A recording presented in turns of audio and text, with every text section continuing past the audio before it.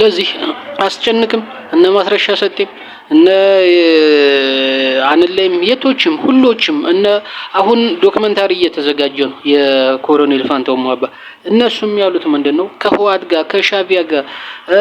ከሱዳን ጋር ከግብጽ ጋር ከሶማሌ ጋር አብረው እየሰሩ ነው ይላሉ እንዴ ከሻቢያ ጋር እኮ ብልጽግናም ሰርቷል ከሱዳን ጋርም እንደውም ከአሸባሪው ከጨፍጫፊውና ሱዳንን ከመክፈል ለሁለት ከመክፈል ከትግል ከሚያደርገው ከሐሚቲ ጋር እኮ ብልጽግና እየሰራ ነው ሶማሌ ጋርም ከሽፎበት ነው እንጂ ሲሰራ ነበር የትግራይን ጦር እኮ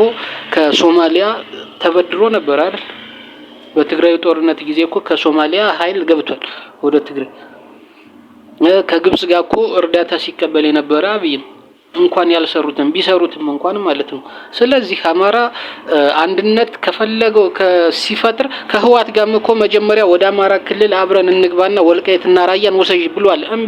እነሱ አቅማቸውንም ጊዜውንም ሁኔታውንም ተረድተው ያቢ ከዳተኛም ስለሆነ አብይ የተፈራረመውን እንደማያከብር ስለሚያውቁ እነሱ እንቢ ብለውት ነው እንጂ እኮ አብረው ሆኖ አማራን ሊወጉ ነበር አይደል ከህዋት ጋር ስለዚህ ምንድነው ብልጽግና ሲያደርገው ጥሩ ለሀገር አሳቢ ለሀገር መጠበቅ ፋኖ ወይም አማራ ሲያደርገው ለሀገር አፍራሽ የሚያር ነገር አይሰራም ስለዚህ እንዲሁም ብልጽግና ከግብጽ ጋር ከሻቢያ ጋር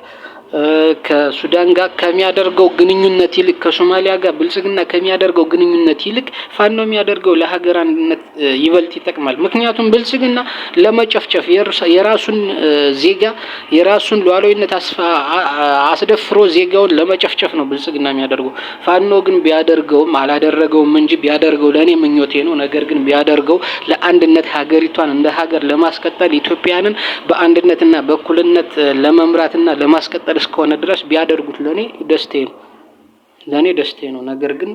ይህ አይደለም ብልጽግና የትኛውም የዓለም ሀገራት ጋር የትኛውም ቡድን ጋር ጥምረት የሚፈጥረው አንድነት የሚፈጥረው ሀገር ለማፍረስ ነው የሀገሩን ዜጎች ለማስደፈር ለማፍረስ የመስጊዶችን ቤተክርስቲያኖችን ለመደብደብ ነው የሀገር ዜጎችን ለማፈናቀል ነው እዚህ በምዕራብ እናያለን ሳውዝ ሱዳኖች ከ200 ኪሎ ሜትር በላይ ዘልቀው ገብተው 2 አመት አሁን 3ኛ አመታቸውን ይዟል ስለዚህ የተፈናቀለው ማን ነው ኢትዮጵያን ተፈናቅለው ሳውዝ ሱዳኖች ሰፍረውበታል ጋምቤላ በ10 ጊዜ በጋምቤላ ማን ነው የሚሞተው ስለዚህ ይሄ ነገር በአፋር ማን ነው የሚሞተው የጅቡቲ ድሮን በማን ነው የተገደሉ አፋሮች ናቸው የተገደሉ ስለዚህ ብልጽግና ከየትኛውም አካል ጋር የሚያደርገው ጥምረት ኢትዮጵያን ለማፈናቀልና ለመግደል ነው ፋኖ የሚያደርገው ግን ኢትዮጵያን ሴቭ ለማድረግ ነው አንድ ለማድረግ ነው እሺ ሀገር ለብልጽግና ሀገር አፍራሹ ይለይበት ሰዓት አስጨንቅም በለው ኮሎኔል ሙሐባም በለው ማስረሻ ሰጤም በለው አንለም በለው ማንም በለው ያሷባትም በለው ፈርቶ እጁን የሰጠው ሁሉ ፈርቶ ሳይሆን መጀመሪያ ተስማምቶ ወደ ፋኖ የገባ ነው መጀመሪያ ጠቁም አመራሮችን ለማስገደል ለማማራን ለመከፋፈል አማራን ለመጨቆን ወልቃይትና ራያ እንዳይመለስ አማራ አንድ ሆኖ ርስቱን እንዳያስመልስ አንድነቱን ጠብቆ ባህሉን ጠብቆ እንዳይኖር በአብሮነት እንዳይኖር አማራ እየተሳደደና እየተፈናቀለ